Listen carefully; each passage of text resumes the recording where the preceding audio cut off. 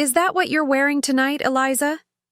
James laughed, his voice deliberately loud enough for everyone at the dinner party to hear. His colleague Victoria slid her hand across his shoulder, leaning in close as she giggled. I think what James means is that some occasions call for something a bit more current, she added with a smirk, her eyes scanning my dress with thinly veiled contempt. The room fell silent as all eyes turned to me, witnessing my humiliation with uncomfortable fascination. Before we jump back in, tell us where you're tuning in from, and if this story touches you, make sure you're subscribed, because tomorrow I've saved something extra special for you. The crystal wineglass felt suddenly heavy in my hand as I stood frozen in the center of our living room. 6 of James's colleagues from the architecture firm, people I had hosted countless times, watched the scene unfold with a mixture of awkward discomfort and poorly concealed amusement. The perfectly arranged charcuterie board I had spent hours preparing sat forgotten on the coffee table, much like my presence in my own home. I mean, that dress looks like something my grandmother would wear to church, James continued, emboldened by Victoria's laughter and the nervous chuckles spreading across the room. Didn't we talk about dressing to impress tonight? The firm's partners are here. I felt the heat rush to my cheeks as I glanced down at my navy blue wrap dress, one that James himself had complimented just last month when we'd gone to his sister's engagement party.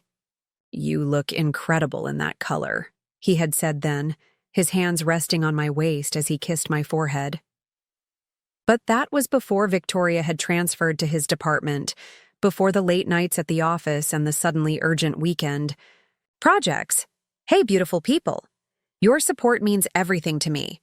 Help me reach my next big milestone by hitting that subscribe button. It's free, supports the channel, and ensures you never miss an amazing story like this one. Let's dive in. I pressed my lips together, trying to maintain some semblance of composure as the weight of everyone's gaze threatened to crush me. Our 3-bedroom townhouse, typically my sanctuary, had transformed into an arena where I was the unwilling spectacle.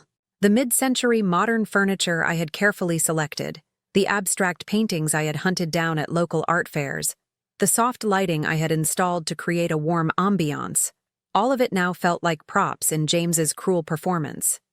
This wasn't the first time James had criticized me in front of others, but it was certainly the most blatant. In the early years of our marriage, his comments had been subtle, little suggestions about my appearance or gentle critiques disguised as helpful advice. That hairstyle doesn't really frame your face well, or maybe you should order the salad. Instead, delivered with a smile and followed by a kiss on my cheek. I had convinced myself it was just his way of showing he cared, but lately, they had become sharper, more pointed, especially when Victoria was around.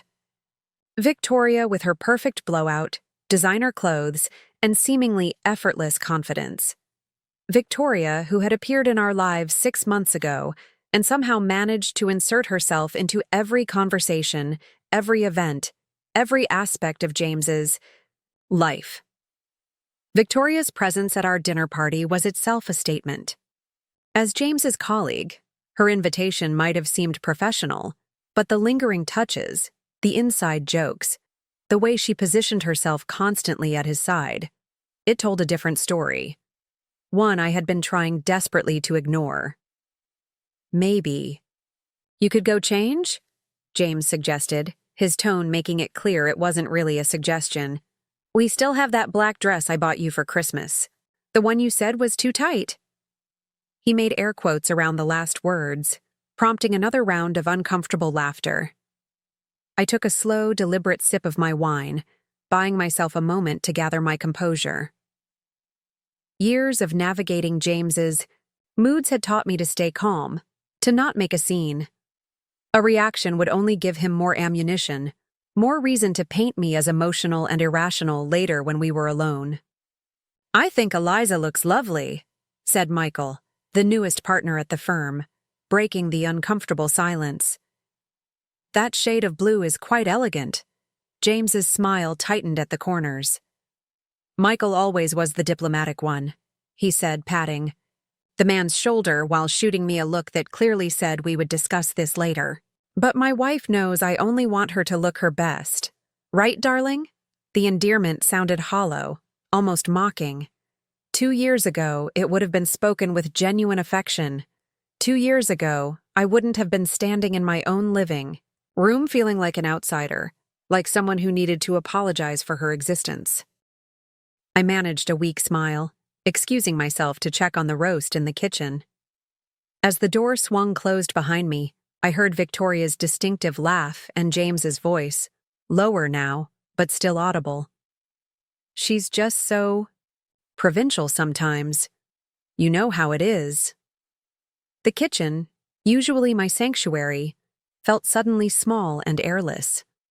I gripped the edge of the marble countertop, my knuckles turning white as I struggled to maintain my composure. I could still hear the muffled sounds of conversation and laughter from the living room, could still feel the sting of James's words, the heat of embarrassment burning my cheeks. When had this become my life? When had I started accepting this treatment as normal? I remembered how I used to be, confident, vibrant, full of ideas and ambitions. I had my own graphic design business, a growing client list, recognition in the local art community. Now I spent my days managing our home, planning James's dinner parties, and walking on eggshells to avoid his criticism. I caught my reflection in the gleaming surface of the refrigerator, distorted but still recognizable.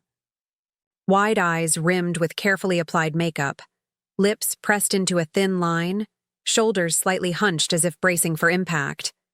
The woman staring back at me was a stranger, a shadow of my former self. 3 years ago, I had been Eliza Chen, graphic designer with a growing client list and a reputation for innovative work. Now I was just James's wife, the woman who organized perfect dinner parties and remained silent when he spoke over her. The oven timer beeped, pulling me back to the present moment. I straightened my shoulders, adjusted my dress, and dabbed at the corners of my eyes where tears threatened to form. I wouldn't give him the satisfaction of seeing me cry. Not tonight. Not anymore. But as I prepared to return to the dining room with the perfectly cooked roast, something shifted inside me. The weight of years of subtle put-downs and not-so-subtle criticisms pressed down on me like a physical force. And in that pressure, something hardened, a resolve I hadn't felt in years, maybe ever. I wasn't sure what I was going to do yet, but standing in my kitchen, listening to my husband mock me to his friends and his lover, I knew with absolute certainty that something had to change. This couldn't be my life anymore. I wouldn't let it be. With steady hands, I lifted the roast, fixed a smile on my face, and pushed through the kitchen door. The conversation halted abruptly as I entered the dining room, and James's eyes narrowed slightly at my composed expression. "Perfect timing as always, Eliza," he said, his tone falsely bright. "At least we can count on you for that." Victoria laughed, a little too loudly. "Oh, James, you're terrible," she said, not sounding like she meant it at all. I placed the roast at the center of the table, my movements deliberate and unhurried. "Dinner is served," I announced, my voice surprisingly steady. "I hope everyone enjoys it." As I took my seat at the table, opposite James rather than beside him, a small act of defiance, I caught Michael's eye. He gave me a small, almost imperceptible nod of approval. The night was just beginning, but something fundamental had already changed. The woman who had entered this dinner party was not the same one who would leave it. And James had no idea what was coming. Dinner proceeded with an uncomfortable rhythm, moments of strained conversation punctuated by James's thinly veiled criticisms and Victoria's performative sympathy. I focused on being the perfect hostess, refilling wine glasses and ensuring everyone had what they needed, all while maintaining a calm exterior that seemed to unsettle James more than any reaction would have. Eliza prepared everything herself, James announced as I served the chocolate soufflés for dessert. "She doesn't have much else to occupy her time these days," He chuckled, as if he'd made a harmless joke rather than dismissing the hours I'd spent planning and executing this dinner party. "It's truly impressive," Michael said, meeting my eyes directly.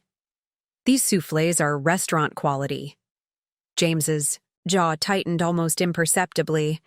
He wasn't used to someone contradicting his narrative, especially not one of the firm's partners.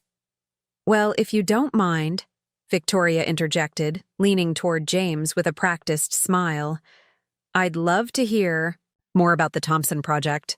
I hear you've completely reimagined the original concept." And just like that, I was rendered invisible again, relegated to the background of my own dinner party. But something had changed. Instead of feeling diminished, I felt oddly detached, as if observing the scene from outside myself. I watched how James positioned his body toward Victoria, how his eyes lit up when she laughed at his jokes, how his hand occasionally brushed against hers when reaching for his wineglass. I noticed, too, how the other guests exchanged glances, their discomfort evident in tight smiles and overly enthusiastic nods. They knew what was happening. They had witnessed my humiliation and James's betrayal, and they had said nothing. Except for Michael, whose subtle kindness stood out like a beacon in the darkness of the evening. By the time the last guest departed, Victoria lingering longer than necessary, her goodbye to James more intimate than professional, I felt exhausted, yet strangely alert, as if seeing clearly for the first time in years. "I'll clean up in the morning," I said, gathering a few plates from the table. James loosened his tie, eyes on his phone. "Leave them. The cleaning service comes tomorrow anyway." The cleaning service that I had canceled last week after James complained about unnecessary expenses. I said nothing, simply placing the plates back on the table and heading toward the stairs. "What's wrong with you tonight?" he called after me, irritation sharpening his voice. "You've been acting strange all evening." I paused on the first step, one hand on the banister. "Nothing's wrong," I replied, my voice steady. "I'm just tired," he scoffed, pocketing his phone. "If you're upset about the dress comment, you're overreacting. It was just a joke." "I know," I said, continuing up the stairs without looking back. "Just a joke." In our bedroom, I moved mechanically through my nightly routine, removing makeup, brushing teeth, changing into silk pajamas James had bought me last Christmas. "To replace those flannel things you insist on wearing," he'd said at the time. I had thanked him and packed away my comfortable sleepwear, another small concession in a long line of compromises. The bathroom mirror reflected a woman I barely recognized, hollow-eyed, pale, diminished. I leaned closer, searching for traces of the Eliza I used to be. Where was the woman who had graduated top of her class from design school? The woman who had started her own business at 26 and built it into something substantial? The woman who had once been described as vibrant and captivating? I had met James 7 years ago at a charity gala where my design firm had donated services. He had been charming, attentive, seemingly impressed by my work and ambition. "I love a woman who knows what she wants," he'd said on our third date. Back then, his confidence had seemed appealing rather than controlling, his suggestions helpful rather than critical. When had things changed? It hadn't happened overnight. It had been gradual. A comment here, a criticism there, small requests that seemed reasonable at the time. "It might be better if you scaled back your client list after we get married. That friend of yours, Mia, she's a bit much, don't you think? I'm not saying you can't pursue your career, but my job has to come first right now." And I had agreed, making adjustments, shrinking myself bit by bit until I fit into the space he had designated for me. The supportive wife, the perfect hostess, the woman who existed in relation to him rather than for herself. I splashed cold water on my face, the shock of it bringing me fully into the present moment. Tonight had been different. Tonight, I had seen James clearly, not as the man I had married, but as the man he had become. Or perhaps the man he had always been beneath the charm and attention. I heard him entering the bedroom, the familiar sound of his keys and wallet. Landing on the dresser, his shoes being kicked off. I remained in the bathroom, my hands gripping the edge of the sink as I prepared for whatever came next. More criticism, perhaps, or false apologies that placed the blame on me for being too sensitive. But when I finally emerged, James was sitting on the edge of the bed, his shoulders slumped, looking almost vulnerable. "You were quiet tonight," he said, his tone softer than earlier. "Did something happen?" I almost laughed at the absurdity of the question. Did something happen? Only my public humiliation, only watching my husband flaunt his affair in our home, only the complete disintegration of whatever respect remained in our marriage. "No," I said simply, moving to my side of the bed. "Nothing happened." He frowned, clearly expecting a different response. Tears, perhaps, or accusations he could dismiss. As emotional overreactions, my calmness seemed to unsettle him. "Look, if this is about Victoria—" "It's not," I interrupted, surprising both of us with my firmness. "I'm just tired, James. It was a long evening." He watched me for a moment, trying to gauge what was happening. What had changed? "You know I only want what's best for you," he finally said, reaching for my hand. "If I seemed harsh earlier, it was only because I want you to make a good impression on the partners." Partners. His touch felt foreign now, unwelcome. I resisted the urge to pull away, not ready to show my hand just yet. "I understand," I said, neither accepting his excuse nor challenging it. James seemed temporarily placated, mistaking my restraint for acquiescence.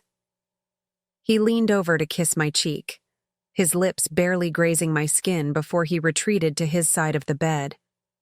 Within minutes, his breathing had deepened into sleep, unburdened by the weight that pressed on my chest. I lay awake for hours, staring at the ceiling and taking inventory of my life, what I had lost, what remained, what could be salvaged. The graphic design business I had built had been reduced to occasional freelance work for friends. My social circle had shrunk to James's colleagues and their spouses. Even my relationship with my parents had become strained, limited to brief phone calls and perfunctory holiday visits, but not everything was gone. My skills remained, dormant but not forgotten. My portfolio, tucked away in the home office, still showcased work I was proud of. And somewhere, beneath layers of doubt and insecurity, the core of who I was still existed. The Eliza who had dreams and opinions and boundaries. As the first light of dawn filtered through the curtains, I made a decision. I wouldn't confront James, wouldn't make accusations or demands. Not yet. First, I needed to reclaim myself, to build a foundation strong enough to support whatever came next. I slipped out of bed before James's alarm went off, moving quietly through the house that no longer felt like home. In the kitchen, I made coffee and opened my laptop for the first time in weeks. My email inbox was cluttered with promotional messages and newsletters, but buried among them was an email from Mia, my old friend and former business partner, sent 3 days ago. "Hey, stranger, just checking in. Miss you. Coffee sometime?" Simple, words that suddenly felt like a lifeline. I clicked reply, fingers hovering over the keyboard for just a moment before I began to type. "Coffee sounds perfect. Tomorrow morning at Blackbird Cafe? 10 a.m.? I hit send before I could second-guess myself, then opened a browser window and navigated to my old professional website. The design felt dated now, the portfolio missing my best recent work, but it was still there, still mine. With a surge of determination, I created a to-do list. Update portfolio, reconnect with former clients, research current market rates. By the time James came downstairs, dressed impeccably in one of his tailored suits, I had already made significant progress. I closed my laptop as he entered the kitchen, not ready to share this part of myself with him. "You're up early," he remarked, pouring himself coffee. "Couldn't sleep?" I have some things to take care of today, I said vaguely, watching his reaction. He raised an eyebrow. What things? Just some personal projects I've been neglecting, I replied, maintaining eye contact until he looked away. Well, don't forget we have dinner with the Wilsons on Friday, he said, checking his watch. And I'll be late tonight. Big presentation. Tomorrow. With Victoria, no doubt. But I simply nodded. I'll be fine on my own. James paused at the door, studying me with a mixture of confusion and wariness, sensing a change he couldn't quite identify. Are you sure everything's okay? I smiled, a genuine smile that felt foreign on my face. Everything's exactly as it should be. As the door closed behind him, I returned to my laptop, to my plans, to the first steps of reclaiming my life. The woman who had been humiliated at last night's dinner party was already fading, making way for someone stronger, someone I had almost forgotten existed. This wasn't about revenge. Not yet. This was about rebuilding, about creating a foundation, solid enough to withstand whatever storm would come when I finally confronted the truth of my marriage. Because one thing was certain, I wouldn't remain silent much longer. And when I finally spoke, James would discover that the woman he had systematically tried to diminish was more powerful than he could have imagined. Blackbird Cafe hadn't changed in the 2 years since I'd last been there. Same rustic wooden tables, same local artwork on exposed brick walls, same rich aroma of freshly ground coffee beans. What had changed was me, a realization that hit full force when Mia walked through the door, spotted me, and froze momentarily. "Eliza?" she said, her surprise evident as she approached. "I almost didn't recognize you." I self-consciously touched my hair, styled precisely as James preferred, shoulder length, straight, conservative. "It's been a while," I offered, rising, to hug her. Mia held me at arm's length after our embrace, her gaze assessing. "You look different." Different. What she meant, I knew, was that I looked diminished. Mia, with her vibrant green hair, vintage clothes, and array of tattoos, remained exactly as I remembered, unapologetically herself. We had been inseparable in design school, had started. Our firm together had shared an aesthetic and vision that once felt unshakable. Until James had slowly convinced me that Mia's alternative image wasn't appropriate for the clients we should be pursuing. "How have you been?" I asked as we settled at our table, deflecting attention from myself. Mia didn't allow the evasion. "I've been good. The business is doing well. You'd be proud. But I'm more interested in you. What's going on, Eliza? You practically disappeared 2 years ago." The concern in her voice broke something open inside me. Before I could stop myself, the words came pouring out, James's controlling behavior, his gradual dismantling of my confidence, the dinner party humiliation, Victoria. Mia listened without interrupting, her expression shifting from shock to anger to determination. "That absolute bastard," she said when I finally fell silent. "Eliza, what he's doing, it's abuse. Maybe not physical, but emotional abuse is just as damaging." I flinched at the word. Abuse seemed too harsh, too definitive. "He's not always like that," I said automatically, then caught myself, recognizing the reflexive defense for what it was.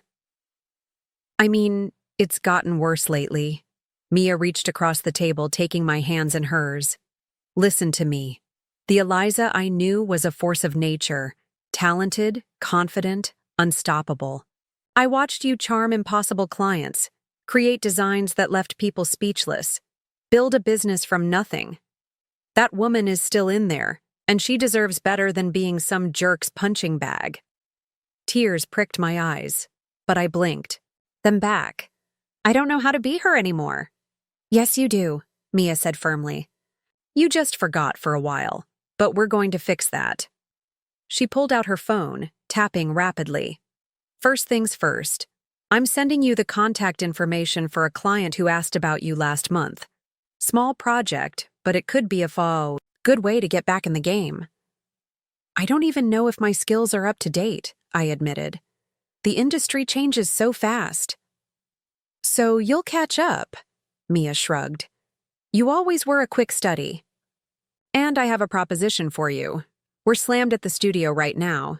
How would you feel about taking on some freelance work? No pressure, but the door is open. The offer was like oxygen when I hadn't realized I was suffocating. I'd like that, I said, feeling a spark of the old excitement. I really would. Good. Mia smiled, a hint of her old mischief returning. Now what's the next step with James? Please tell me you're planning to leave his sorry ass? I hesitated. Despite everything, the thought of ending my marriage still felt overwhelming. 7 years of my life, intertwined with his in countless ways. It's complicated. Mia's expression softened. It always is. But Eliza, you deserve to be with someone who builds you up, not tears you down, or to be on your own. You were always pretty fantastic at that too. We spent the next 2 hours reconnecting, making plans, rebuilding bridges I had allowed to crumble. By the time we parted, with a firm promise to meet again the following week, I felt more like myself than I had in years.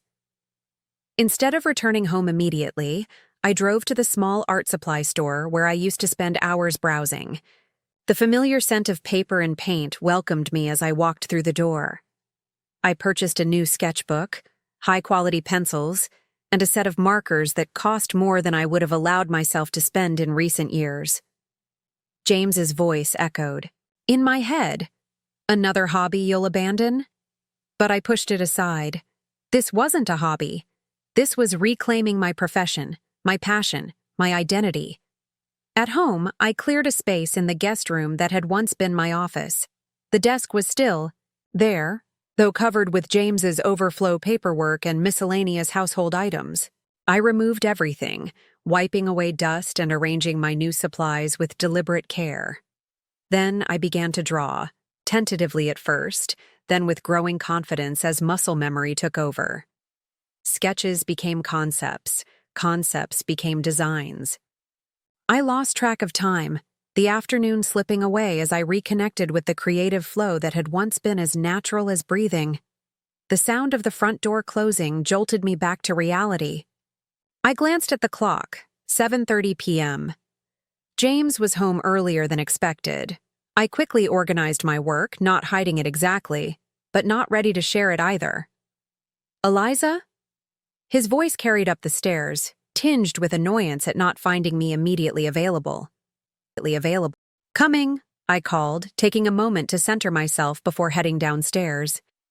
James stood in the kitchen, his tie loosened, a glass of scotch already in hand.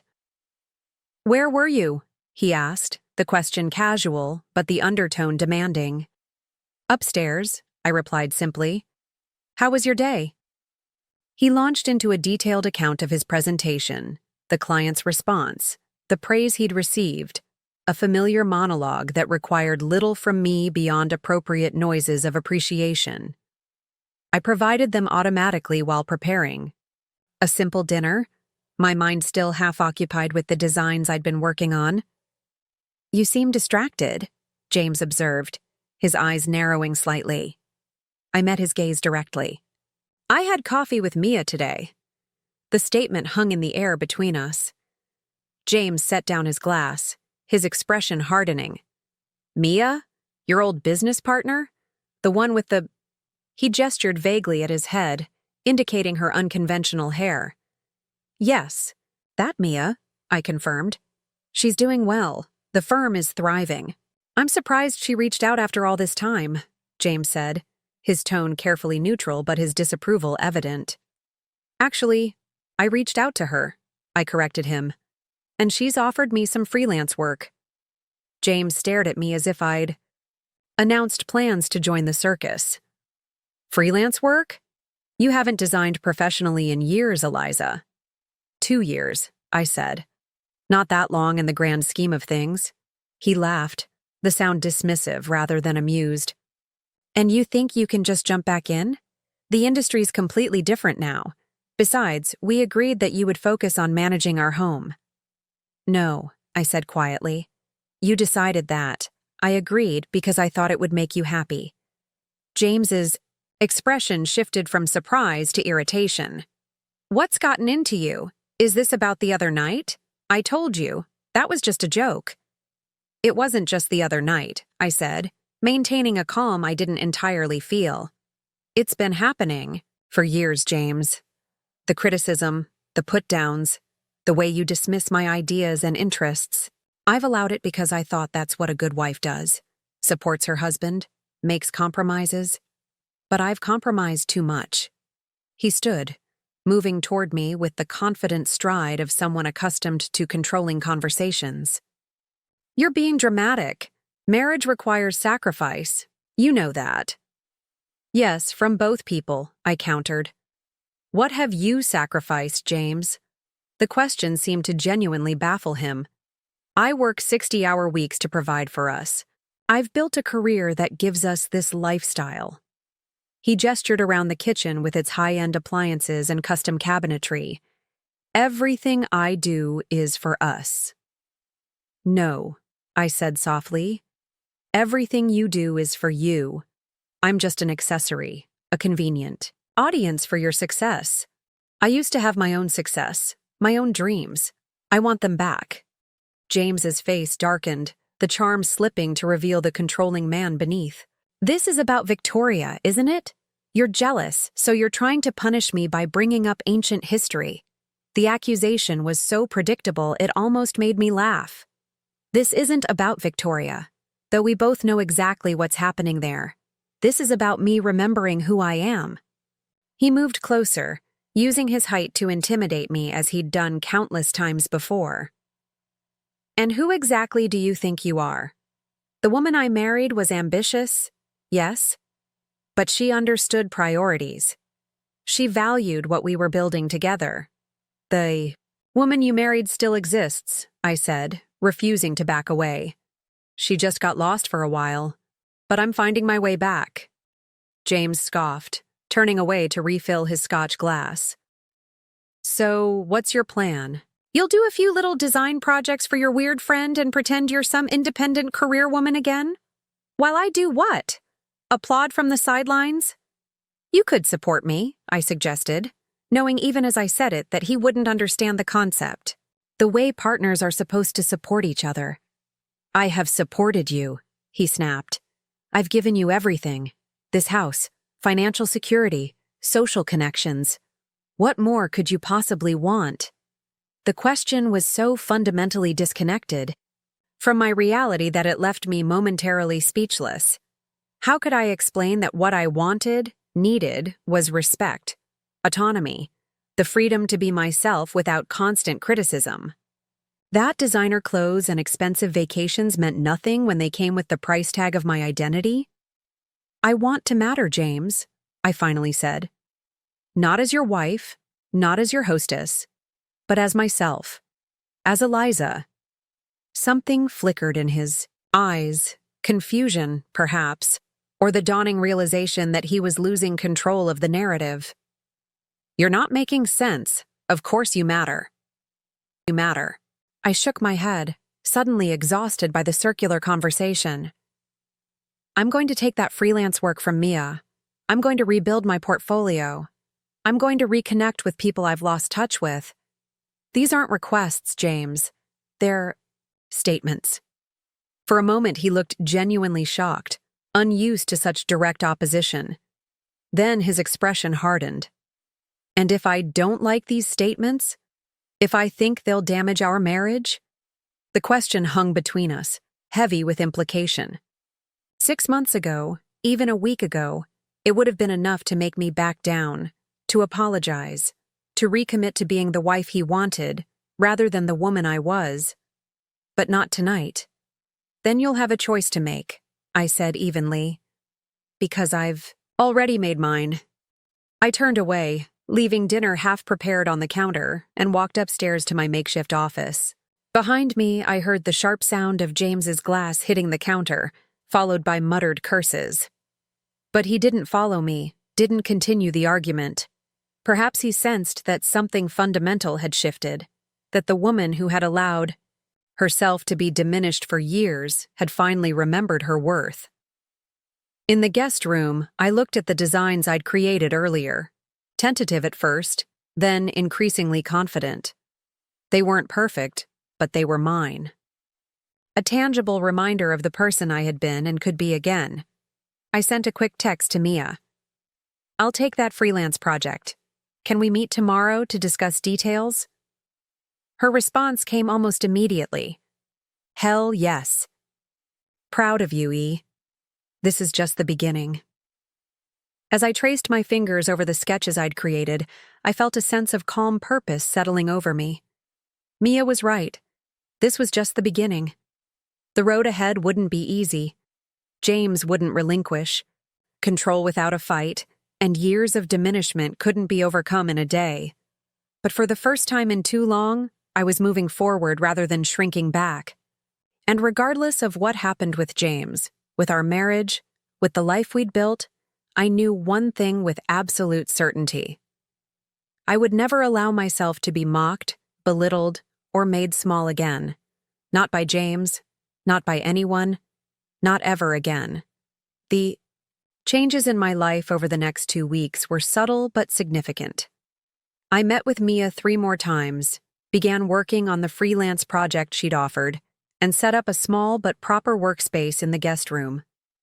I updated my professional social media profiles, reconnected with former colleagues, and spent hours bringing my technical skills up to date through online tutorials and courses. James watched these developments with a mixture of disbelief and mounting irritation. At first, he seemed to treat my newfound focus as a temporary phase, something to be tolerated until I inevitably gave up and returned to my role as his supportive wife. But as days passed and my determination didn't waver, his attitude shifted. "The Wilsons invited us to their lake house this weekend," he announced one evening, standing in the doorway of my workspace. "I've already accepted." I looked up from my computer where I'd been finalizing designs for my first new client. "I can't go this weekend. I have a deadline on Monday." James's jaw tightened. "It's the Wilsons, Eliza. Richard is considering our firm for their new corporate headquarters. This is important." "So is this," I replied, gesturing to my work. "I made a commitment." "To Mia," he scoffed, "for some tiny project that probably pays nothing." "It's not about the money," I said, though that wasn't entirely true. The payment, while modest, represented something meaningful. My first independent income in years. "It's about keeping my word." "And what about your word to me?" James demanded. "Your commitment to our marriage, to supporting my career?" I didn't realize that meant abandoning my own, I countered, keeping my voice level despite the familiar tension building in my chest. James ran a hand through his perfectly styled hair, a gesture of frustration I knew well. "This isn't about your career, Eliza. This is about you being selfish, about punishing me for one stupid joke at a dinner party." I saved my work and turned to face him fully. "Is that what you think this is? Punishment? What else would you call it? You've been distant, argumentative, constantly locked away in here. You've canceled on dinner with my parents, skipped the firm's charity gala, and now you're refusing to come to the lake house. All because you're holding a grudge." The accusation was so wildly disconnected from reality that I almost laughed. "I'm not holding a grudge, James. I'm reclaiming my life. The one I put on hold years ago because you convinced me that your needs should always come first." "That's ridiculous," he snapped. "I never asked you to put your life on hold.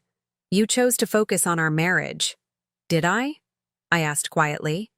"Or did you systematically undermine my confidence until I believed I couldn't succeed without you? Did you isolate me from my friends because they were bad influences? Did you criticize my work until I started to doubt my own talent?" James's expression darkened. "So now I'm the villain in your story? The controlling husband who crushed your Dreams? That's convenient, Eliza. Very convenient. It's not about villains, I said, feeling suddenly weary. It's about patterns we both fell into. I'm trying to break mine. By breaking our marriage in the process? He demanded. The question hung between us, loaded with implications neither of us was ready to fully address. I don't know what this means for our marriage, I admitted. But I know I can't go back to who I was before. James studied me for a long moment, his expression unreadable. Then, without another word, he turned and left. Seconds later, I heard the front door slam, followed by the sound of his car starting and pulling away from the house. I released a breath I hadn't realized I was holding, my hands trembling slightly as I turned back to my work. This confrontation had been brewing since the night of the dinner party, but actually facing James, left me feeling both drained and oddly liberated. He didn't return until late that night. I was already in bed, though not asleep, when I heard him moving around downstairs. The familiar sounds, keys on the counter, shoes kicked off, the clink of ice in a glass, were comforting in their predictability.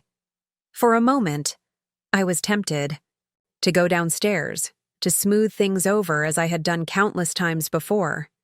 Instead, I remained where I was, letting the distance between us speak its own truth. The next morning, James was coldly polite, his anger contained behind a veneer of civility that was somehow worse than open conflict.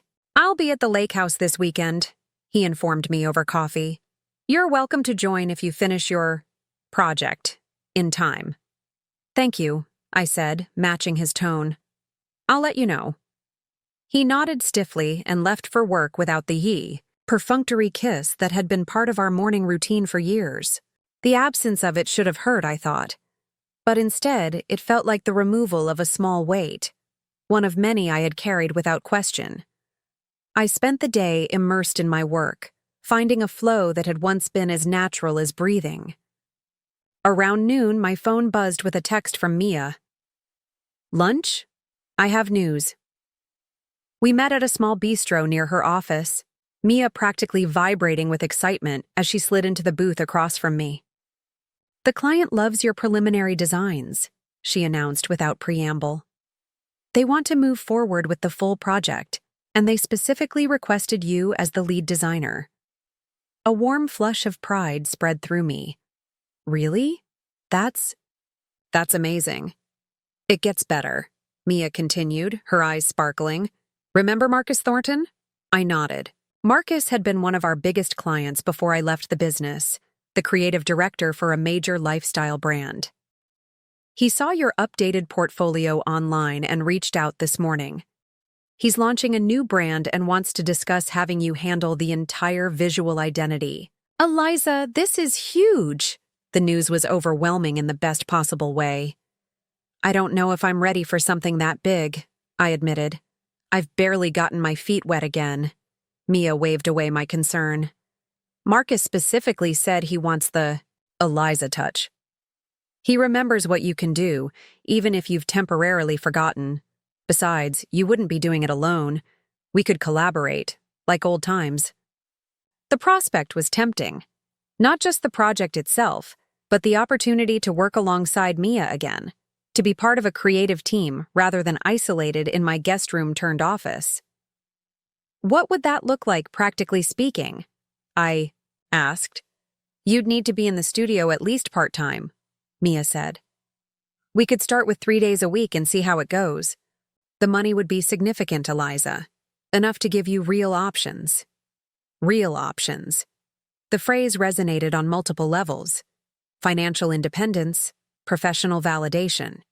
A way forward that didn't depend on James's approval or support. "Need to think about it," I said, though part of me had already decided. Mia nodded, understanding the complexities behind my hesitation. "Take the weekend. But, Eliza, this is what you were meant to do. You know that, right?" I did know. I had always known, even during the years when I'd tried to convince myself otherwise. When I returned home, I made a decision. I completed my current project ahead of schedule, working into the evening until everything was perfect. Then I packed a small overnight bag and drove to the lake house, arriving just as darkness was falling. James's surprise when he opened the door was evident. "You came," he said, stepping back to let me in. "I finished my work," I replied simply. "And you were right. The Wilsons are important." Relief washed over his features, followed quickly by something like triumph. He thought I was capitulating, returning to the fold, choosing our marriage over my rediscovered independence. I let him believe it for the moment. The weekend proceeded with a strained normalcy. I played the role of charming wife, engaging the Wilsons in conversation, preparing meals alongside James as if nothing had changed between us. But beneath the performance, I was observing, planning, preparing myself for the conversation that would need to happen when we returned home. On Sunday evening, as we drove back to the city, James broke the silence. "That went well, don't you think? Richard mentioned he's leaning toward our firm for the headquarters project." "I'm glad," I said sincerely. Despite everything, I didn't want James to fail professionally. His success had never been the issue, only his need to diminish me in order to achieve it. "This is how it should be," he continued, clearly encouraged by my apparent softening. "Us, working together, supporting each other. I know things have been tense lately, but this weekend felt right."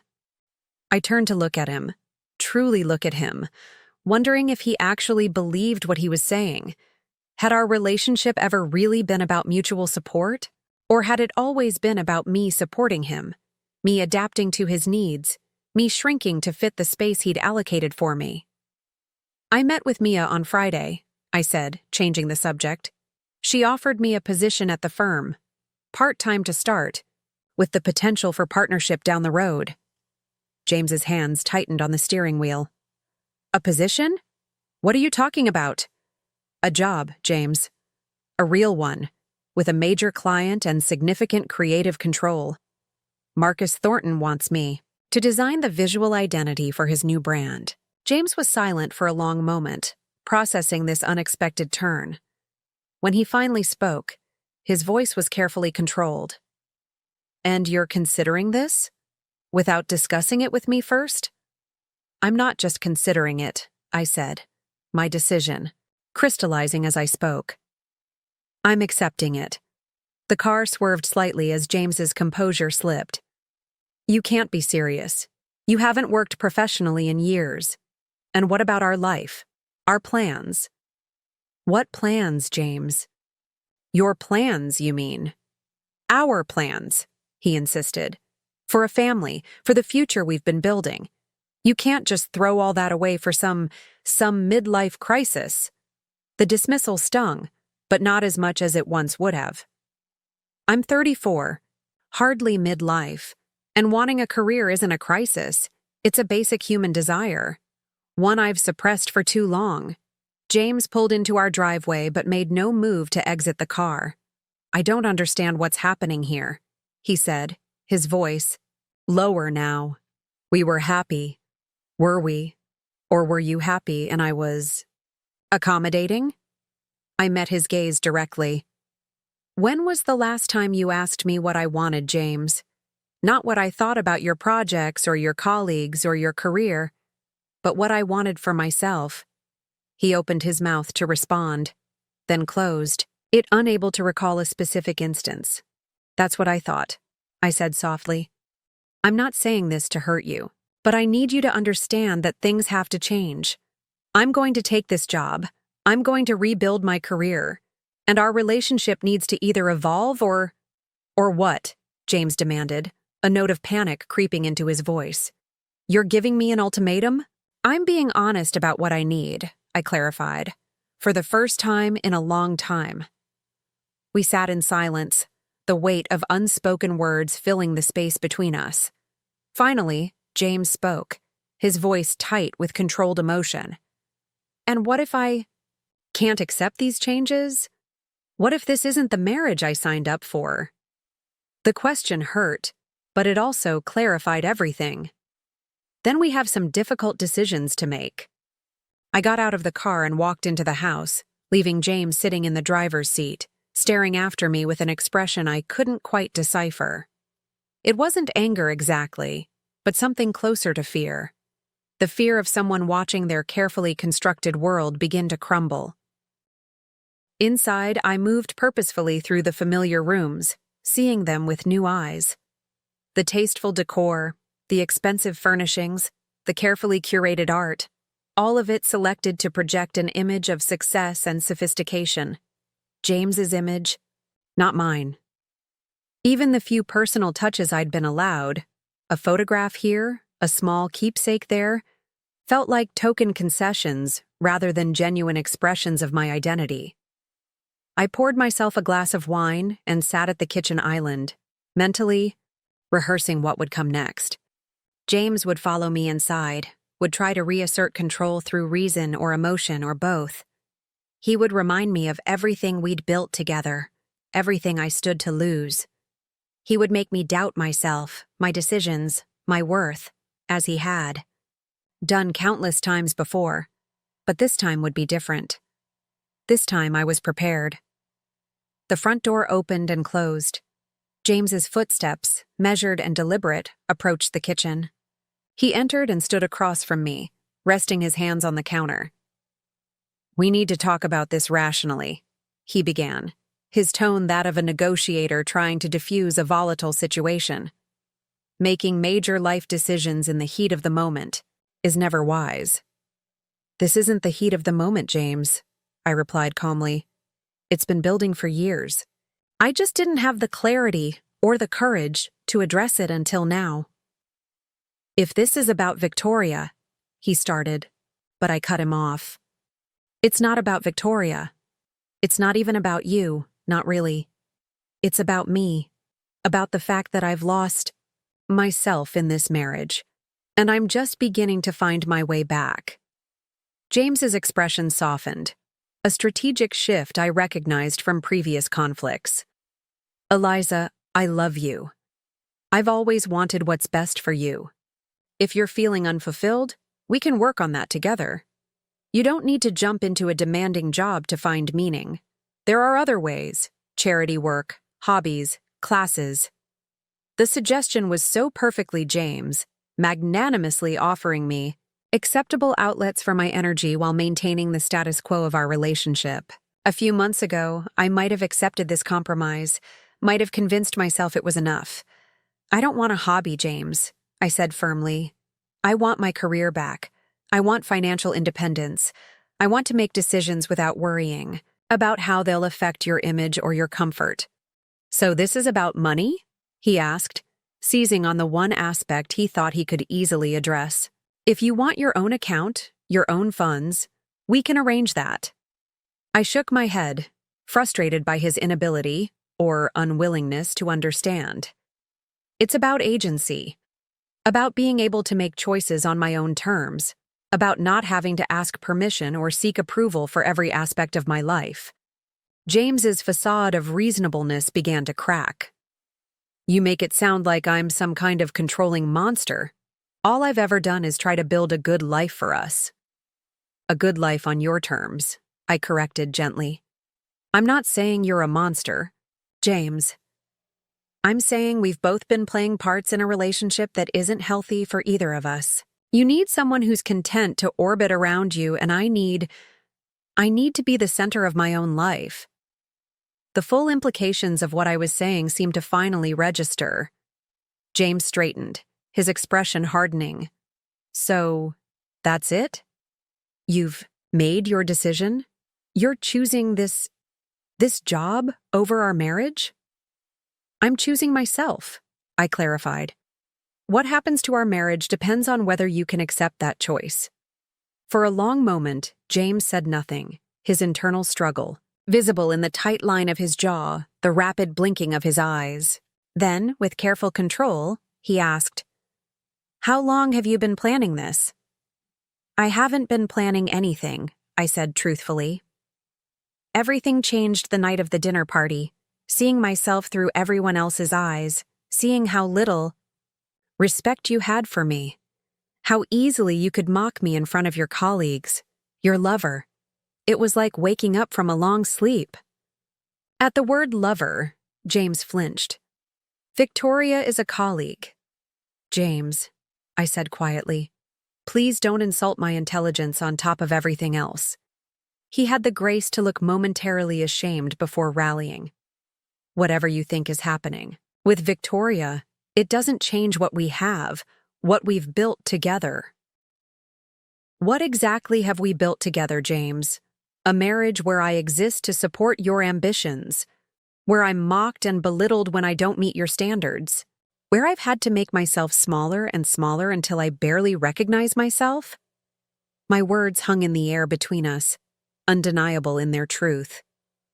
James stared at me, a mix of emotions crossing his face, anger, confusion, and beneath it all, a dawning realization that he might be losing control of the situation, of me, permanently. I need time to think, he finally said, retreating from the confrontation. We both do. Let's not make any hasty decisions. I nodded, willing to grant him this much. Take all the time you need, but I start at Mia's firm on Wednesday. The finality in my voice made it clear that this point, at least, was non-negotiable. James gave me one last, searching look before turning and walking out of the kitchen. Moments later, I heard the door to his home office close with deliberate control. Not quite a slam, but forceful enough to communicate his displeasure. I remained at the kitchen island, sipping my wine and feeling strangely calm. The confrontation had gone almost exactly as I'd anticipated, yet I felt none of the guilt or anxiety I had expected. Instead, there was only a quiet certainty that I was finally on the right path, regardless of where it ultimately led. My phone vibrated with a text from Mia. Just checking in. You okay? I typed back, better than okay, starting Wednesday. Her response was immediate. Yes. Champagne on your first day. So proud of you. I smiled, a genuine smile that felt foreign on my face after so many years of careful, measured expressions designed to please others. Whatever happened next, whether James accepted the changes in our relationship or not, I had taken the first crucial steps toward reclaiming myself, and that, I realized, was a victory worth celebrating. Wednesday morning arrived with a sense of nervous anticipation I hadn't felt in years. I stood before the closet, bypassing the conservative dresses and bland separates that had become my uniform during my years with James. Instead, I reached for a cobalt blue jumpsuit I'd purchased secretly the day before, structured yet creative, professional yet distinctly me. As I applied makeup, adding a bold lip color that James had always discouraged, too attention-seeking, Eliza, I caught my reflection and paused. The woman looking back at me was familiar, yet different. Shoulders straighter, eyes brighter, face more animated. I looked alive in a way I hadn't for years. James had been coolly distant since our confrontation, retreating into work and coming home late, avoiding substantive conversation. He'd watched me prepare for my first day with a mixture of resentment and disbelief, as if still expecting me to change my mind at the last minute. Good luck today, he said stiffly as I gathered my things. The words correct, but the tone hollow. Thank you, I replied, surprised by the gesture despite its insincerity. He hesitated, then added, This doesn't have to be a crisis, you know. We could find a compromise. Maybe you could work part-time, something that doesn't interfere with our life together. Our life together. The phrase struck me as telling. Not our lives, plural and individual, but a single entity defined primarily by his needs and schedule. This is the compromise, James, I said gently. I'm not dissolving our marriage or moving out. I'm just reclaiming part of myself that I lost. He frowned, clearly not seeing it that way, but nodded curtly. We'll talk. More tonight. I'll be home by 7. The statement, not a request or suggestion, reminded me yet again of the dynamics I was working to change. "I might be later," I said. Mia mentioned a welcome dinner. Something flashed in his eyes, irritation, perhaps, or the dawning realization that he could no longer dictate my schedule. "Fine," he said shortly, turning away to gather his own belongings for work. Driving to Mia's studio felt like crossing a threshold. The contemporary glass and steel building housed several creative businesses, with Chen & Associates Design occupying the entire third floor. I'd helped Mia secure this space years ago, had been part of the initial decorating decisions and layout plans. Now I was returning as something between an employee and a partner, a position that still felt undefined but full of possibility. Mia greeted me at the elevator with a fierce hug and an excited squeal that made me laugh. "You're here! And you look amazing," she added, stepping back to appraise my outfit. This is the Eliza I remember. The office had evolved in my absence. More staff, expanded facilities, a client list that included major national brands alongside the local businesses we'd started with. Yet there were touches that felt reassuringly familiar. The vintage movie posters Mia collected, the comfortable seating areas designed for creative collaboration, the wall of inspiration where team members pinned images and quotes that sparked ideas. "Your space," Mia announced, leading me to a corner office with large windows overlooking the city. "I've been saving it for the creative director position. Seemed fitting you should have it now." I blinked in surprise. "Creative director? Mia? I just got back into design after years away. I can't possibly—" "Yes, you can," she interrupted firmly. "Your work on the preliminary designs for Marcus proved that. You haven't lost your touch, E. If anything, you've gained perspective." The office was beautifully appointed with a sleek desk, ergonomic chair, and a drafting table positioned to take advantage of the natural light. On the wall hung a framed poster from our very first major campaign, the one that had put our fledgling firm on the map. "I kept it all these years," Mia said, noticing me staring at the poster. "Reminder of what we could accomplish together." Emotion tightened my throat as I took in this tangible evidence of my professional past and potentially my future. "Thank you," I managed, squeezing her hand. The day passed in a blur of introductions, orientation, and diving into the Marcus Thornton project. The client meeting was scheduled for the following week, giving me time to develop my initial concepts, while familiarizing myself with the studio's current processes and tools. By late afternoon, I was deep in creative flow, sketching ideas and making notes, when my phone buzzed with a text from James. "Need to reschedule dinner with Andersons. For tonight. Important client. Can you be ready by 7? The old Eliza would have immediately rearranged her plans, would have thanked James for the opportunity to support his career, would have rushed home to prepare, but I was no longer that woman. "Sorry, can't tonight. Already committed to welcome dinner with my team. Can we do tomorrow instead?" I replied. His response was immediate. "This is important, Eliza. I need you there." I felt the familiar pull of guilt, the conditioned response to prioritize his needs over mine. But I resisted it. I understand it's important. But so is this. I've made a commitment I can't break. 3 dots appeared and disappeared several times, indicating James was typing and deleting responses. Finally, "Fine. We'll explain you're unwell." The implication was clear. He would rather lie about my health than admit to the Andersons that his wife had prioritized her own career commitment. I considered responding but decided against it. This was exactly the kind of manipulation I needed to recognize and resist. "Everything okay?" Mia asked, noticing my expression as she stopped by my office. "James," I explained simply, trying to assert his schedule over mine. Mia grimaced sympathetically. "And how did new Eliza respond?" I smiled, feeling a small but significant victory. She declined politely but firmly. "That's my girl. Mia said with approval. Now ready to meet the rest of the team? We've reserved a table at Emilio's for 7. Dinner with my new colleagues was revelatory. Instead of sitting quietly while James dominated the conversation, I found myself engaged, animated, contributing ideas and laughing genuinely for the first time in recent memory. The team was diverse and talented, each person bringing unique perspectives to the creative process. I was particularly drawn to Zoe, a young designer whose innovative approach to typography reminded me of my own early work. I studied your campaigns in design school, she confided as we shared dessert. The Meridian Hotel rebranding? That was what made me want to work for this firm. Her words landed like a revelation.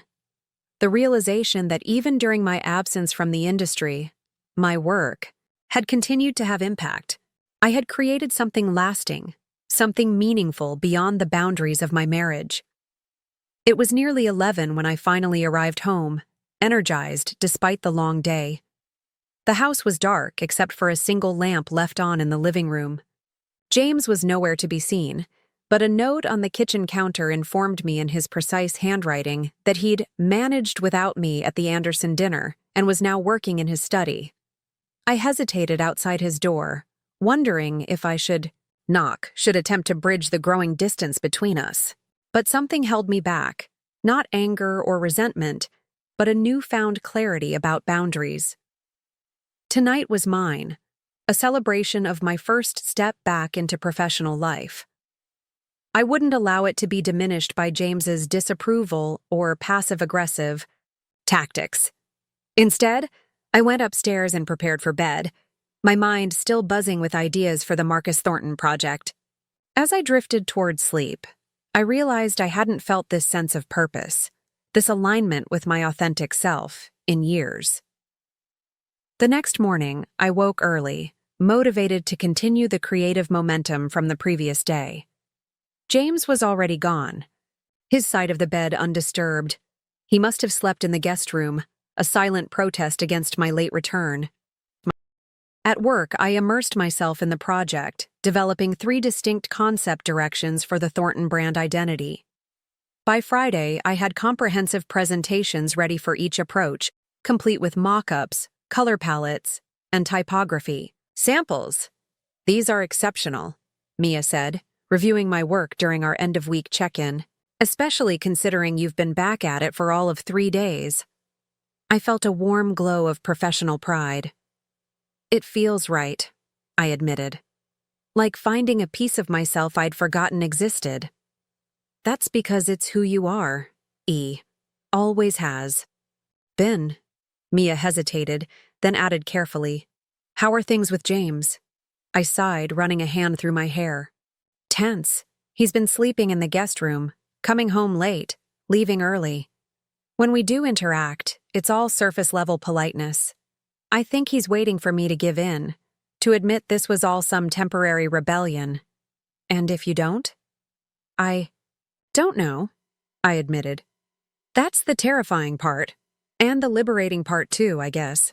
For so long, my entire life has been structured around James's needs and expectations. Now I'm creating space for myself, and it's disruptive. Mia nodded, understanding. Just remember you're not alone in this. Whatever happens with James, you have people in your corner. I returned home that evening to find James in the kitchen, preparing dinner, something he rarely did. The scene was carefully orchestrated, favorite wine breathing on the counter, soft music playing, table set with the good china. What's all this? I asked, setting down my bag. James turned from the stove, offering a smile that didn't quite reach his eyes. I thought we could use a nice evening together. It's been a challenging week. The gesture would have melted me once, would have seemed like a generous peace offering rather than what I now recognized as a strategic move to regain control of the narrative. Still, I appreciated the effort, if not the motivation behind it. That's thoughtful, I said, moving to wash my hands at the sink.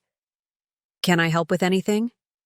It's all under control, he replied, a phrase that seemed to encompass more than just dinner. How was your day? The question was so ordinary, so normal, yet it felt like the opening move in a complex game. Good, I said carefully. Productive. I've been developing concepts for the Thornton project. James nodded, feigning interest while plating the perfectly seared scallops he knew were my favorite. And this Thornton project, it's significant? Very. If successful, it could lead to an ongoing relationship with one of the biggest lifestyle brands in the country. I accepted the plate he offered, noting the precision of the presentation. Everything calculated to impress, to remind me of the sophisticated life he provided. We sat at the table, the strained atmosphere belying the romantic setting. James poured wine, raised his glass in a toast. To new beginnings, he said, the ambiguity of the phrase intentional. I clinked my glass against his. To authenticity, I countered, maintaining eye contact. A flash of irritation crossed his features, before he masked it with another smile. I've been thinking about our situation, he began after taking a sip. And I think I understand better now what you're seeking. I waited, curious about this apparent shift. You need more independence, more creative fulfillment. I get that. His tone was reasonable, conciliatory. And I want to support that, Eliza. I really do. Thank you, I said cautiously. That means a lot. In fact, he continued, I've been speaking with Richard Wilson.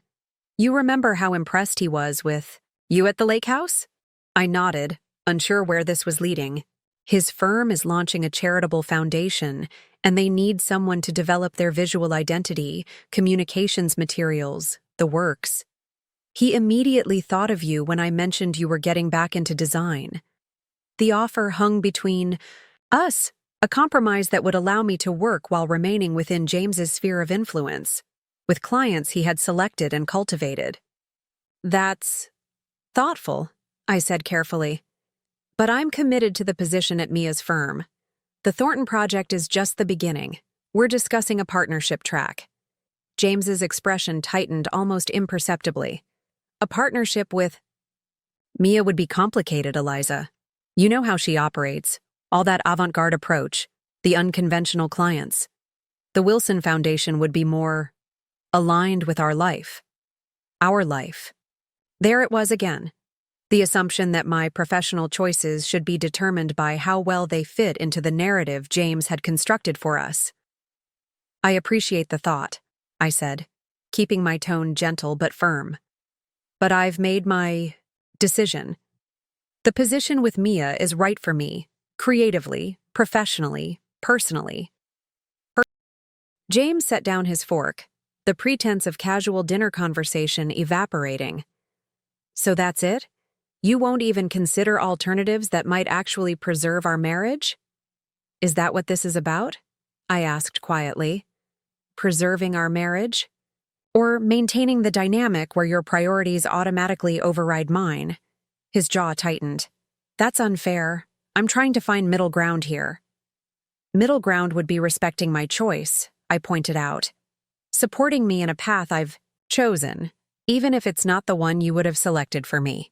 And what about what I need? James demanded, his voice rising slightly. What about the life we plan together? Does that count for nothing? I met his gaze steadily. It counts for a great deal, but so do my needs, James. So does my identity. Beyond being your wife. For years, I've prioritized your career, your ambitions, your social connections. I'm not saying that was wrong. I made those choices.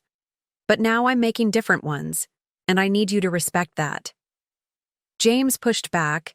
From the table, the carefully orchestrated romantic dinner crumbling under the weight of reality. Respect works both ways, Eliza. You made a unilateral decision that affects both of us, without any real discussion or compromise. You're right, I acknowledged, surprising him. I did make a decision without consulting you, and that wasn't ideal. But can you honestly say you would have supported me taking this position if I had discussed it with you first? His silence was answer enough. That's why I had to do it this way, I continued gently. To break the pattern where your approval determines my choices. James stood, running a hand through his hair in frustration. So where does that leave us? You pursuing your career revival with your alternative friend, while I what? Stand on the sidelines and applaud. It leaves us at a crossroads, I said honestly, where we either find a way to build a relationship based on mutual respect and support, or we acknowledge that we want fundamentally different things. The bluntness of my statement seemed to shock him. For perhaps the first time, James was confronting the possibility that he might not be able to manage this situation as he had managed every other aspect of our life together. I need some air, he said abruptly, turning away and grabbing his keys from the counter. As the door closed behind him, I remained at the table, surrounded by the trappings of the romantic evening he'd planned, the candles still flickering, the expensive wine, the gourmet meal growing cold. It was a perfect metaphor for our marriage, beautiful on the surface but ultimately unable to sustain the reality of two people growing in different directions. I cleaned up slowly, methodically, giving myself time to process the encounter. This wasn't the end of our marriage, not necessarily, but it was the end of the marriage as it had existed, the unequal partnership where my identity was subsumed into his. Whatever came next, reconciliation on new terms or separation, would require James to accept a fundamental truth. I was no longer the woman who had stood frozen in humiliation at that dinner party, allowing herself to be mocked by her husband and his colleagues. That woman was gone, and in her place stood someone stronger, clearer, and unwilling to sacrifice her essence for anyone's approval, even his. As I turned out the lights and headed upstairs, my phone pinged with an email notification. Marcus, Thornton had reviewed my preliminary concepts and wanted to move forward immediately with the boldest, most innovative direction. The one I had feared might be too daring, but had included anyway, trusting my instincts for the first time in years. It was a small victory, perhaps, in the larger context of my unraveling marriage, but it felt immense. Confirmation that I was on the right path, that my voice and vision still mattered in the world beyond the confines of James's approval. I saved the email to show Mia on Monday, then prepared for bed, uncertain whether James would return tonight or seek refuge elsewhere. The uncertainty should have frightened me, and part of me was indeed afraid of the unknown future stretched before me. But alongside the fear was something stronger, the quiet conviction that whatever happened next, I would face it as my authentic self, not as the diminished shadow I had allowed myself to become. And that knowledge, that reclamation of self-determination, was worth every difficult conversation, every painful recognition, every small victory along the way. James didn't come home that night. Around midnight, I received a terse text. Staying at the Marriott. Need time to think. I slept better than I had in months, the empty space beside me feeling less like an absence and more like room to breathe. In the morning, I took advantage of the quiet house to sort through my closet, separating clothes I'd purchased to please James from those that actually reflected my personal style. The resulting donation pile was distressingly large, further evidence of how much I'd altered myself to fit his expectations. By Sunday afternoon, there was still no sign of James. I used the time to prepare for my upcoming week, organizing my thoughts for the Thornton presentation and enjoying the simple pleasure of focusing on work that excited me. Around 6, the front door opened, and I heard James's measured footsteps in the foyer. He appeared in the doorway of my workspace, his expression carefully neutral. He'd clearly made an effort with his appearance, freshly shaved, hair perfectly styled, wearing the blue sweater I'd once told him brought out his eyes. A deliberate choice, like everything James did. "We need to talk," he said simply. I saved my work and closed my laptop, giving him my full attention. "Yes, we do." He gestured toward the living room, maintaining the formalities even in this moment of crisis. I followed him downstairs, noting the shopping bags from high-end stores by the door. Gifts, perhaps, part of his strategy to win me back, to his vision of our marriage. In the living room, James took a seat in his usual armchair while I chose the sofa, the physical distance between us mirroring the emotional chasm that had opened over the past weeks. "I've been doing a lot of thinking," he began, his tone measured, "about us, about what you said regarding your needs and identity." I waited, curious whether this was genuine reflection or simply a new tactic. "I haven't been fair to you," he continued, surprising me with what sounded like sincere contrition. "I've been so focused on my career, on the life I thought we should have, that I didn't see how unhappy you were." "Not unhappy exactly," I clarified. "Diminished. There's a difference." James nodded slowly. "I think I understand that now. You felt like you'd lost yourself in our relationship, like your dreams were secondary to mine." "Yes," I agreed, cautiously encouraged by his apparent insight. "I want to fix that, Eliza." He leaned forward, his expression earnest. "I want us to find a way forward together. These past few days without you, they've made me realize how much I value our marriage, how much I love you." His words should have moved me, should have been exactly what I wanted to hear. But something felt rehearsed about the sentiment, as if he'd calculated precisely what would most effectively bring me back into alignment with his desires. "I appreciate that, James. I love you too. But love isn't the issue here. It's about respect, about whether we can build a relationship where both of us thrive, not just you." He reached into his pocket and withdrew a small velvet box, setting it on the coffee table between us. "I got you something, a symbol of my commitment to change, to supporting your goals alongside mine." I made no move to take it. "James, gifts aren't... Just look at it, please." Reluctantly, I opened the box to find a pair of elegant diamond earrings, beautiful, expensive, and utterly impersonal. Nothing about them reflected my taste or personality. They were simply what James thought a successful man should give his wife during a reconciliation. "They're lovely," I said, closing the box and setting it back on the table. "But this isn't about material things." "Of course not," he said quickly. "They're just a token. What matters is that I'm willing to compromise, to support your work with me as firm if that's what you truly want." The conditional nature of his support wasn't lost on me. "If that's what I truly want," I repeated. "As opposed to what you think I should want." James sighed, a flicker of impatience crossing his features before he masked it. "I'm trying here, Eliza. Meeting you halfway.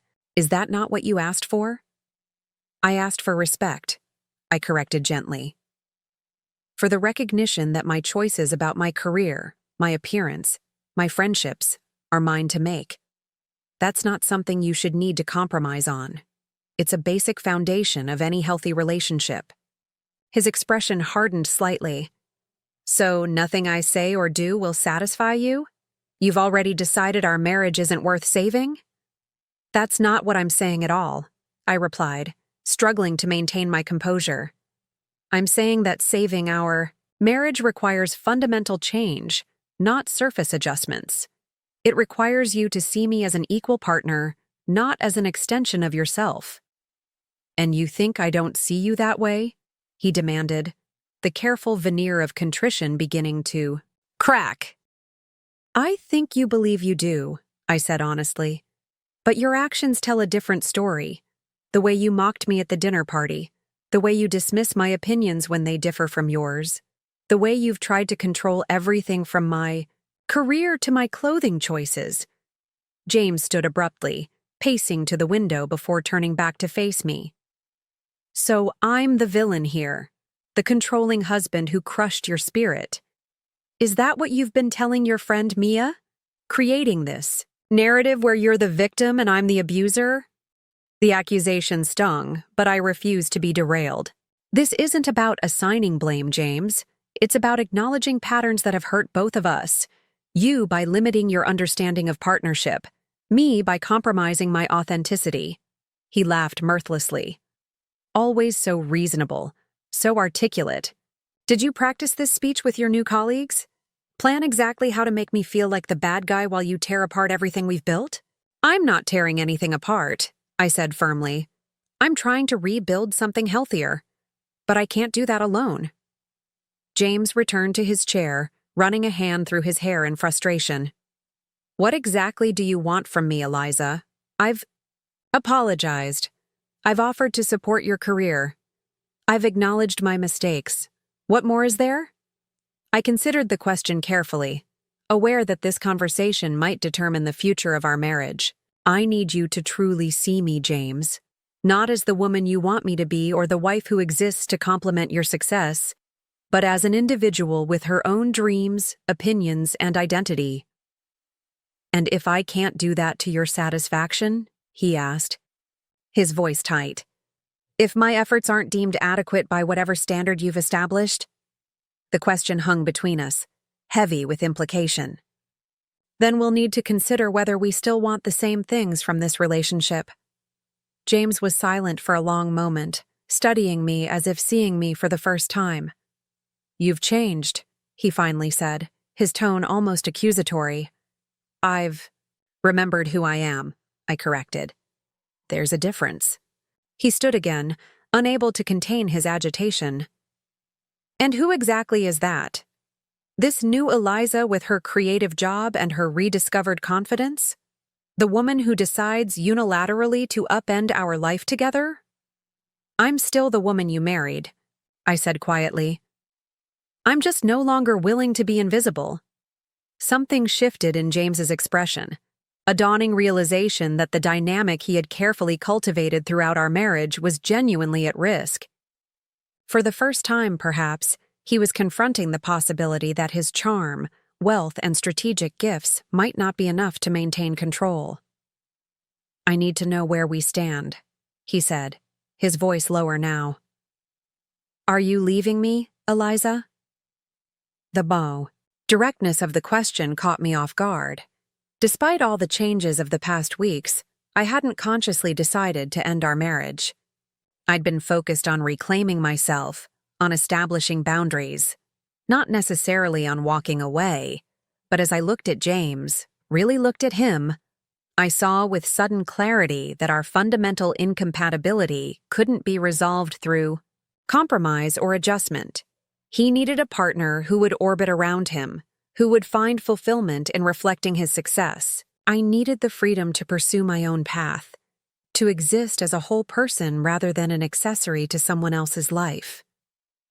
Yes, I said, the word surprisingly easy once I allowed myself to speak it. I am. James froze, genuinely shocked despite the trajectory of our conversation. Just like that? After 7 years of marriage, you're willing to throw everything away because of one mistake, one bad joke at a dinner party? It wasn't just one mistake, I said gently. It was the moment that finally allowed me to see clearly what had been happening for years, how I'd gradually surrendered my identity, my dreams, my voice, all to maintain a relationship that required me to be less than I am. This is ridiculous, he snapped, anger replacing disbelief. You're being dramatic, making a life-altering decision based on emotions rather than reason. I shook my head, refusing to be drawn into the familiar pattern where my feelings were dismissed as irrational or excessive. My decision is based on years of evidence, James, on the recognition that we want fundamentally different things from a partnership.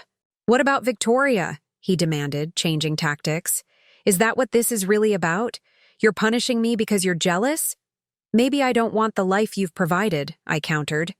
Maybe I want to build my own. He shook his head, moving toward the door, then stopping abruptly and turning back. This isn't over, he said, the words half warning, half plea. You're upset. You're not thinking clearly. Take some time to consider what you're throwing away. I met his gaze steadily. I've had weeks to think, James. My mind is clear. Something in my tone must have conveyed the finality of my decision, because his expression shifted, anger giving way to a desperate sort of urgency. Eliza, please, he said, moving toward me, his hand extended. Don't do this. We can work through this. I'll do whatever it takes. Therapy, time off work, anything you need. The sudden reversal was jarring, from dismissal and anger to desperate pleading in the span of seconds. This was James at his most vulnerable, his most genuine, stripped of the calculated charm and strategic manipulation that were his usual tools. I'm sorry, I said softly, meaning it despite my resolve. But we've reached the point where staying would cost me more than leaving. He sank to his knees then, a gesture so unexpected and uncharacteristic that I found myself momentarily speechless. James, who valued control and dignity above all else, kneeling on our living room floor, his composure crumbling. Please don't leave, he whispered, reaching for my hands. I love you. I'll change. I'll be better. Just don't go. The desperation in his voice was real, I knew. Not because he truly understood what had been wrong in our marriage, but because he was facing the first significant loss of control in his carefully managed life. He was afraid, not of losing me exactly, but of losing the narrative he had constructed about himself, about us, about his perfect marriage to his supportive wife. James, I said gently, stepping back from his outstretched hands, this isn't about whether you love me or I love you. It's about compatibility at the most fundamental level. You need someone who will center their life around yours. I need someone who will stand beside me as I pursue my own dreams. I can be that person, he insisted, rising to his feet, his voice breaking. I can change. Maybe you can, I acknowledged. But it would require you to become someone entirely different than the man you've been for the 7 years I've known you. And that's not fair to either of us. He stared at me, his expression raw with a mixture of emotions I had rarely seen from him. Desperation, confusion, fear. What am I supposed to do? He asked, sounding genuinely lost. Without you, without our marriage, who am I? The question struck me as particularly revealing, evidence of how his identity had become entangled with the image of successful husband, provider, man in control. That's something you'll need to figure out, I said gently. Just as I'm figuring out who I am beyond being your wife. James ran a hand through his hair, his perfect composure completely abandoned. 15 minutes, he said, his voice unsteady. 15 minutes ago I thought I was coming home to reconcile, to fix things. Now you're telling me our marriage is over. I think it's been over for a while, I said softly. We just didn't admit it to ourselves. He stood there, looking suddenly smaller, less confident, a man facing the collapse of the narrative that had defined his adult life. What happens now? He asked after a moment, practical concerns emerging through the emotional turmoil. I've spoken to a lawyer, I said, having prepared for this conversation more thoroughly than James realized. I can have preliminary separation papers drawn up next week. In the meantime, I think it would be best if you stayed elsewhere. You've already spoken to a lawyer, he repeated, the words flat with disbelief. You've planned this. I've prepared for the possibility, I clarified, because I needed to protect myself in case this conversation went differently. James nodded slowly, processing the reality that I had outmaneuvered him, had considered contingencies and taken practical steps while he had been focusing on strategic gifts and rehearsed apologies. I'll get a hotel, he said finally, his voice hollow. For tonight, at least. And then? Then we begin the process of disentangling our lives, I said gently, as amicably as possible. He stared at me for a long moment, as if trying to memorize my face, or perhaps searching for some sign that I might still change my mind. Finding none, he nodded again, turned, and walked toward the door. James, I called after him. He paused, looking back with a flicker of hope that made my heart ache. Despite my certainty, I do love you, I said truthfully. I always will in some way. This isn't about a lack of love. It's about recognizing that sometimes love isn't enough. He absorbed the words, his expression unreadable. Goodbye, Eliza, he said finally, his voice barely audible. Goodbye, James. The door closed behind him with a quiet click, and just like that, the marriage that had defined the past 7 years of my life was effectively over. I stood in the silent living room, waiting for the wave of regret or grief that seemed inevitable after such a momentous decision. Instead, what I felt was a profound sense of peace, the quiet certainty that I had finally done what was necessary to reclaim my life, my identity, my future. There would be difficult days ahead, practical challenges and emotional aftershocks to navigate. But for now, in this moment, I was free. I moved to the window, watching as James's car pulled away from the house that had been our home.